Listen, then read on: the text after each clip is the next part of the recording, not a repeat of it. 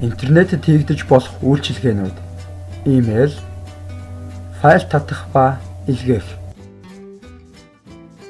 Интернетэд холбогдсон компьютеруудыг эзэн хост, үйлчлүүлэгч клиентс хэмээн хоёр бүлэгт хувааж ангилдаг.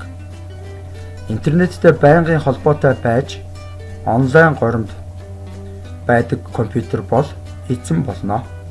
Бусад компьютерийг интернетэд холбох, өөрийнхөө хатуу дискэн дээрх файлыг хүссэн хүнд дамжуулж өгөх замаар файлаар үйлчлэх хоёр үүрэгтэй эзэн компьютерийг сервер компьютер гэж нэрлэдэг.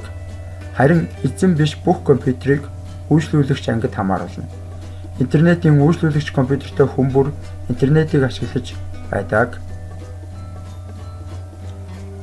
Имэйл нь ямар нэгэн шуудан програм ашиглан хэн нэгэнд зурвас, захиа бичих болоод түүнийг түгээх хэрэгсэл болгож интернетийг ашиглах боломж юм.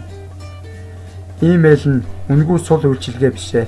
Түүний үнэ нь ISP-д төлж байгаа үйлчилгээний төлбөрт орсон байдаг. Таны илгээсэн захиа таны компьютероос гарч эхлээд ISP-д очино.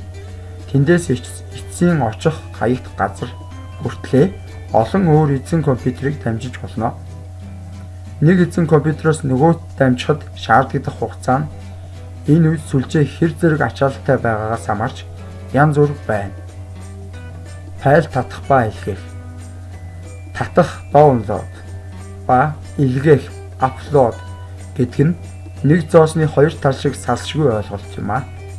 Эзэн компьютероос таны үйлчлүүлэгч компьютерт файл дамжуулж байгаа бол бид файл татаж байна гэж ярина. Харин эсрэг чиглэлд файл дамжуулахыг илгээх гэж ярина.